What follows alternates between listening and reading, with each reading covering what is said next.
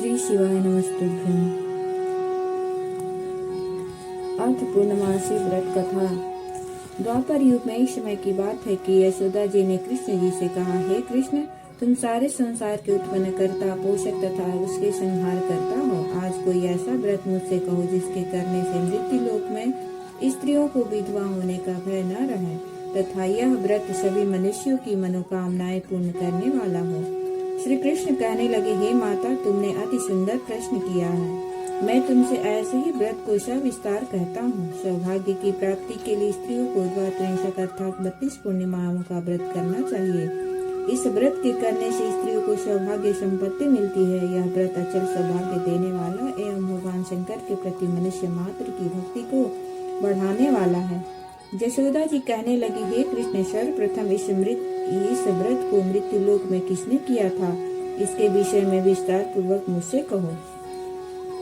श्री कृष्ण जी कहने लगे कि इस भूमंडल पर एक अत्यंत प्रसिद्ध राजा चंद्रहास से पालित अनेक प्रकार के रत्नों से परिपूर्ण कार्तिका नाम की एक नगरी थी।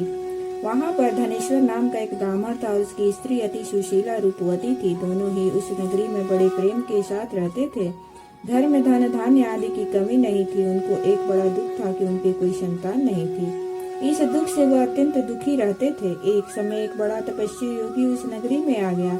वह योगी उस ब्राह्मण के घर को छोड़कर अन्य सब घरों से भिक्षा लाकर भोजन किया करता था। रूपवती से वह भिक्षा नहीं लिया करता था। उस योगी ने एक दिन रूपवती से भिक्षा न लेकर किसी अन्य घर से भिक्षा लेकर गंगा किनारे जाकर भिक्षान को प्रेम पूर्वक खा रहा था कि धनेश्वर ने योगी का यह सब कार्य किसी प्रकार से देख लिया। अपनी भिक्षा के अनादर से दुखी होकर धनेश्वर योगी से बोला, महात्मा, आप सब घरों से भिक्षा लेते हैं परंतु मेरे घर की भिक्षा कभी भी नहीं लेता, इसके कारण क्या है? योगी कहने लगा कि निपुति के घर की भीख पतितों के अन्न के तुल्य होती है और जो पतितों का अन्न खाता है वह भी पतित हो जाता है। चूंकि तुम निपुते हो अतः पतित हो जाने के भय से मैं तुम्हारे घर की भिक्षा नहीं लेता हूँ। धनेश्वर यह बात सुनकर अपने मन में बहुत दुखी हुआ और हाथ जोड़कर योगी के पैरों पर गिर पड़ा तथा आर्त भाव से कहने लगा, हे महाराज, यदि ऐसा है तो आप मुझको पुत्र प्राप्ति का उपाय बताइए। आप सर्वज्ञ हैं, मुझ पर अवश्य ही कृपा कीजिए। धन की मेरे घर में कोई कमी नहीं, परंतु मैं पुत्र न होने के कारण अत्यंत दुखी हूँ। आप मेरे इस दुख का हरण करें, आप सामर्थ्यवान हैं। यह सुनकर योगी कहने लगा, हे ब्राह्मण, तुम चंडी की आराधना करो। घर आकर उसने अपनी स्त्री से सब वृतांत कहा और स्वयं तप के निमित्त वन में चला गया। वन में जाकर उसने चंडी की उपासना की और उपवास किया। चंडी ने 16वें दिन उसको स्वप्न में दर्शन दिया और कहा, हे धनेश्वर, जा, तेरे पुत्र होगा, परंतु वह 16 वर्ष की आयु में ही मृत्यु को प्राप्त हो जाएगा। यदि तुम दोनों स्त्री पुरुष 32 पूर्णिमासियों का व्रत विधि पूर्वक करोगे तो वह दीर्घायु हो जाएगा। जितनी तुम्हारी सामर्थ्य हो आटे की दिए बनाकर शिव जी का पूजन करना, परंतु पूर्णमासी को 32 हो जाना चाहिए। प्रातः काल होने पर इस स्थान के समीप ही तुम्हें एक आम का वृक्ष दिखाई देगा। उस पर तुम चढ़कर एक फल तोड़कर शीघ्र अपने घर चले जाना।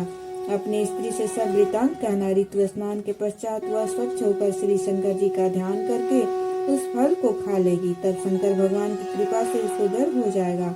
जब वह ब्राह्मण प्रातः काल उठा तो उसने उस स्थान के पास ही एक आम का वृक्ष देखा जिस पर एक अत्यंत सुंदर आम का फल लगा हुआ था। उस ब्राह्मण ने उस आम के वृक्ष पर चढ़कर उस फल को तोड़ने का प्रयत्न किया, परंतु वृक्ष पर कई बार प्रयत्न करने पर भी वह चढ़ न पाया। तब तो उस ब्राह्मण को बहुत चिंता हुई और विघ्न विनाशक श्री गणेश जी की वंदना करने लगा। हे दयानिधे, हे दया बिंदु, अपने भक्तों के विघ्नों का नाश करके उनके मंगल का कार्य को करने वाले, दुष्टों का नाश करने वाले, रिद्धि सिद्धि के देने वाले, आप मुझको कृपा करके इतना बल दें कि मैं अपने को पूर्ण कर सकूं। इस प्रकार गणेश जी की प्रार्थना करने पर उनकी कृपा से धनेश्वर वृक्ष पर चढ़ गया और उसने एक अति सुंदर आम का फल देखा। उसने सोचा कि जो वरदान से फल मिला था वह अत्यंत यह है और कोई फल दिखाई नहीं देता। उस धनेश्वर ब्राह्मण ने जल्दी से उस फल को तोड़कर अपनी स्त्री को लाकर दिया और उसकी स्त्री ने अपने पति के कथानुसार उस फल को खा लिया और वह गर्भवती हो गई। देवी जी की असीम कृपा से उसके एक अत्यंत सुंदर पुत्र उत्पन्न हुआ जिसका नाम उन्होंने देवी दास रखा। माता पिता के हर्ष और शोक के साथ वह बालक शुक्ल पक्ष के चंद्रमा की भांति अपने पिता के घर में बढ़ने लगा। भवानी की कृपा से वह बालक बहुत ही सुंदर, सुशील और विद्या पढ़ने में बहुत ही निपुण हो गया। दुर्गा जी की आज्ञा अनुसार उसकी माता ने द्वात्रिंशक पूर्णमासी का व्रत रखना प्रारंभ कर दिया, जिससे उसका पुत्र बड़ी आयु वाला दीर्घायु हो जाए। 16वां वर्ष लगते ही देवीदास के माता पिता को बड़ी चिंता हो गई कि कहीं उनके पुत्र की इस वर्ष मृत्यु न हो जाए। इसलिए उन्होंने अपने मन में विचार किया कि यदि यह दुर्घटना उनके सामने हो गई तो वे इसे कैसे सहन कर सकेंगे। अस्तु उन्होंने देवीदास के मामा को बुलाया और कहा कि हमारी इच्छा है कि देवीदास 1 वर्ष तक काशी में जाकर विद्या अध्ययन करे और उसको अकेला भी नहीं छोड़ना चाहते, इसीलिए साथ में तुम चले जाओ और 1 वर्ष के पश्चात उसको वापस लौटा लाना। सब प्रबंध करके उसके माता पिता ने काशी जाने के लिए देवीदास को एक घोड़े पर बैठाकर उसके मामा को उसके साथ कर दिया, किंतु यह बात उसके मामा या किसी और से नहीं कही। धनेश्वर ने सपत्नी अपने पुत्र की मंगल कामना तथा दीर्घायु के लिए भगवती दुर्गा की आराधना और पूर्णमासियों का व्रत करना आरंभ कर दिया। इस प्रकार बराबर 32 पूर्णिमासी का व्रत पूरा किया। कुछ समय पश्चात एक दिन वह दोनों मामा और भांजा मार्ग में रात्रि बिताने के लिए किसी ग्राम में ठहरे हुए थे। उस दिन उस गांव में एक ब्राह्मण की अत्यंत सुंदर, सुशीला, विदुषी और गुणवती कन्या का विवाह होने वाला था। जिस धर्मशाला के अंदर वर और उसकी बारात ठहरी हुई थी, उसी धर्मशाला में देवीदास और उसके मामा भी ठहरे हुए थे। संयोगवश कन्या को तेल आदि चढ़ाकर मंडप आदि का कृत्य किया गया तो लग्न के समय वर को धनुर्वाद हो गया। अस्तु वर के पिता ने अपने कुटुंबियों से परामर्श करके निश्चय किया कि यह देवीदास मेरे पुत्र जैसा ही सुंदर है, मैं इसके साथ ही लग्न करा दूं और बाद में विवाह के अन्य कार्य मेरे लड़के के साथ हो जाएंगे। ऐसा सोचकर देवीदास के मामा से जाकर बोला कि तुम थोड़ी देर के लिए अपने भांजे को हमें दे दो, जिससे विवाह के लग्न का शव कृत्य सुचारू रूप से हो सके। तब उसका मामा कहने लगा कि जो कुछ भी मधुर पर्व आदि कन्यादान के समय वर को मिले वह सब हमें दे दिया जाए तो मेरा भांजा इस बारात का दूल्हा बन जाएगा। यह बात वर के पिता के स्वीकार कर लेने पर उसने अपना भांजा वर बनने को भेज दिया और इसके साथ वह विवाह कार्य रात्रि में विधि पूर्वक संपन्न हो गया। पत्नी के साथ वह भोजन न कर सका और अपने मन में सोचने लगा कि न जाने यह किसकी स्त्री होगी। वह एकांत में इसी सोच में गर्म निश्वास छोड़ने लगा तथा उसकी आंखों में आंसू भी आ गए। तब वधू ने पूछा कि क्या बात है, आप इतने उदासीन व दुखी क्यों हो रहे हैं। तब उसने सब बातें जो वर के पिता व उसके मामा में हुई थी उसको बतला दी। तब कन्या कहने लगी कि यह ब्रह्म विवाह के विपरीत हो कैसे सकता है। देव, ब्राह्मण और अग्नि के सामने मैंने आपको ही अपना पति बनाया है, इसीलिए आप ही मेरे पति हैं।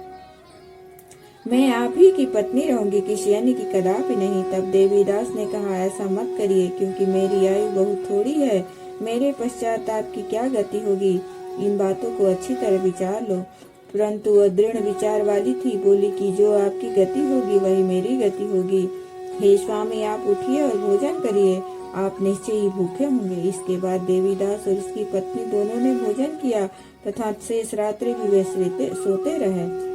प्रातः काल 4 बजे देवीदास ने अपनी पत्नी को 3 नगों से जड़ी हुई एक अंगूठी दी, एक रुमाल दिया और बोला, हे प्रिय, इसे लो और संकेत समझकर स्थिर चित्त हो जाओ। मेरा मरण और जीवन जानने के लिए एक पुष्प वाटिका बना लो, उसमें सुगंधी वाली एक नवमल्लिका लगा लो, उसको प्रतिदिन जल से सींचा करो और आनंद के साथ खेलो कूदो तथा उत्सव मनाओ। जिस समय और जिस दिन मेरा प्राणांत होगा ये फूल सूख जाएंगे और जब ये फिर हरे हो जाए तो जान लेना कि मैं जीवित हूँ। यह बात निश्चय करके समझ लेना, इसमें कोई संशय नहीं है। यह समझाकर वह चला गया। प्रातः काल होते ही वहाँ पर बाजे गाजे बजने लगे और जिस समय विवाह के कार्य संपन्न समाप्त करने के लिए वर तथा सब बाराती मंडप में आए तो कन्या ने वर को भली प्रकार से देखकर अपने पिता से कहा कि यह मेरा पति नहीं है, मेरा पति वही है जिसके साथ रात्रि में मेरा पाणी ग्रहण हुआ था। इसके साथ मेरा विवाह नहीं हुआ है। यदि यह वही है तो बताए कि मैंने इसको क्या दिया। मधु पर्व और कन्यादान के समय जो मैंने भूषण आदि दिए थे उन्हें दिखाए तथा रात में मैंने क्या गुप्त बातें कही थी वह सब सुनाए। पिता ने उसकी कथानुसार वर को बुलवाया। कन्या की यह सब बातें सुनकर वह कहने लगा कि मैं कुछ नहीं जानता। इसके पश्चात लज्जित होकर वह अपना समूह लेकर चला गया और सारी बारात भी अपमानित होकर वहां से लौट गई। भगवान श्री कृष्ण बोले, हे माता, इस प्रकार देवी दास काशी विद्या अध्ययन के लिए चला गया। जब कुछ समय बीत गया तो काल से प्रेरित होकर एक सर्प रात्रि के समय उसको डसने के लिए वहां पर आया। उस विषधर के प्रभाव से उसके शयन का स्थान चारों ओर से विष की ज्वाला से विषैला हो गया, परंतु व्रतराज के प्रभाव से उसको काटने न पाया, क्योंकि पहले ही उसकी माता ने द्वात्रिंशत 32 पूर्णिमा का व्रत कर रखा था। इसके बाद मध्याह्न के समय श्रम काल वहां पर आया और उसके शरीर से उसके प्राणों को निकालने का प्रयत्न करने लगा, जिससे वह मूर्छित होकर पृथ्वी पर गिर पड़ा। भगवान की कृपा से उसी समय पार्वती जी के साथ श्री शंकर जी वहां पर आ गए। उसको मूर्छित दशा में देखकर पार्वती जी ने भगवान शिव जी से प्रार्थना की कि महाराज, इस बालक की माता ने पहले 32 पूर्णिमा का व्रत किया था, जिसके प्रभाव से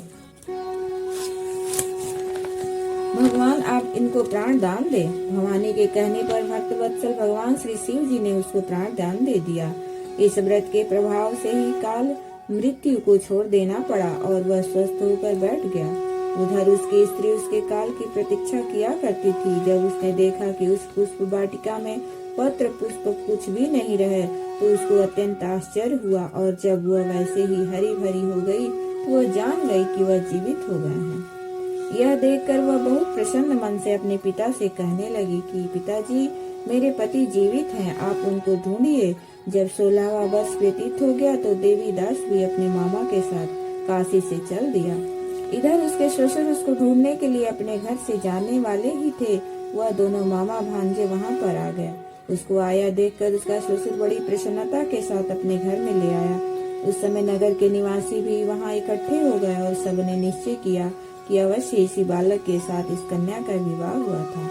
उस बालक को जब कन्या ने देखा तो पहचान लिया और कहा कि यह तो वही है जो संकेत करके गया था। तदुपरांत सभी कहने लगे कि भला हुआ जो यह आ गया, और सब नगरवासियों ने आनंद मनाया। कुछ दिन बाद देवीदास अपनी पत्नी और मामा के साथ अपने ससुर के घर से बहुत सा धन दहेज में लेकर अपने घर के लिए प्रस्थान किया। जब वह अपने गांव के निकट आ गया तो कई लोगों ने उसको देखकर उसके माता पिता को पहले ही जाकर खबर दे दी कि तुम्हारा पुत्र देवीदास अपनी पत्नी और मामा के सहित आ रहा है।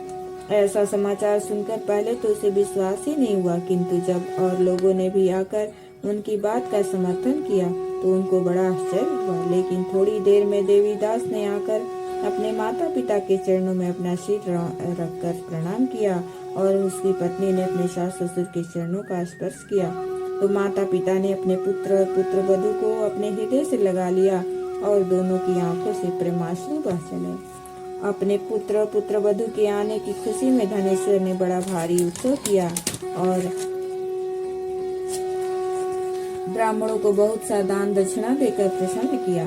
श्री कृष्ण जी कहने लगे कि इस प्रकार धनेश्वर 32 पूर्णिमाओं के व्रत के प्रभाव से पुत्रवान हो गया।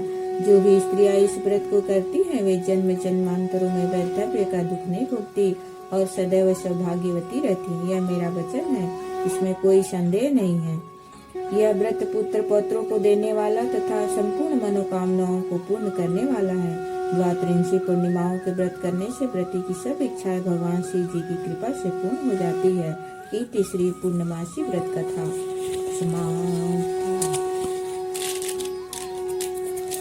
ओम श्री शिवाय नमस्तुभ्यं, श्री शिवाय नमस्तुभ्यं, श्री शिवाय नमस्तुभ्यं, श्री शिवाय नमस्तुभ्यं।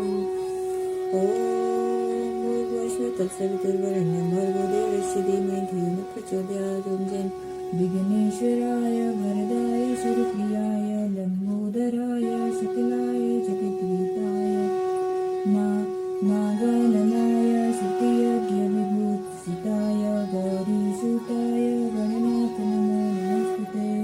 ओम गणपते नमः, श्री गणेशाय नमः। जय गणेश जय गणेश जय गणेश देवा। ओम जय जगदीश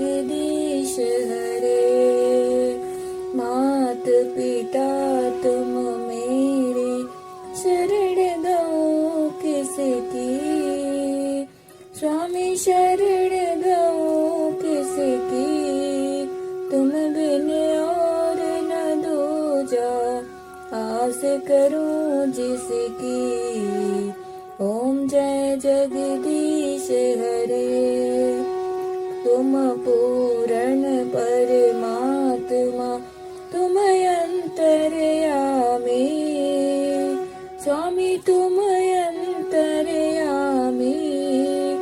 पार ब्रह्म परमेश्वर, पार ब्रह्म परमेश्वर, तुम सबके स्वामी। ओम जय जगदीश हरे, तुम करुणा के सागर, तुम पालन करता, स्वामी तुम पालन करता। मैं मूर्ख खल कामी, कृपा करो भरता। ओम जय जगदीश हरे, तुम हो एक अगोचर, सबके प्राणपति। किस विधि मिलो दया मैं, किस विधि मिलो दया मैं, तुमको मैं कुमति। ओम जय जगदीश हरे, दीन बंधु दुख हरता, तुम ठाकुर मेरे। करुणा हस्त उठाओ, करुणा हस्त उठाओ, द्वार पड़ा तेरे। ओम जय जगदीश हरे, ओम जय जगदीश हरे। विषय विकार मिटाओ, पाप हरो देवा, स्वामी पाप हरो देवा। श्रद्धा भक्ति बढ़ाओ, श्रद्धा भक्ति बढ़ाओ, संतन की सेवा। ओम जय जगदीश हरे, ओम जय जगदीश हरे, स्वामी जय जगदीश हरे। भक्ति जनों के संकट क्षण में दूर करे। ओम जय जगदीश हरे, स्वामी जय जगदीश हरे। बोलो शंकर भगवान की जय, बोलो गणेश भगवान की जय, बोलो लक्ष्मी माता की जय। ओम श्री शिवाय नमस्तुभ्यं। नमः शिवाय, नमः शिवाय, नमः शिवाय। ओम नमः शिवाय, नमः शिवाय, नमः शिवाय।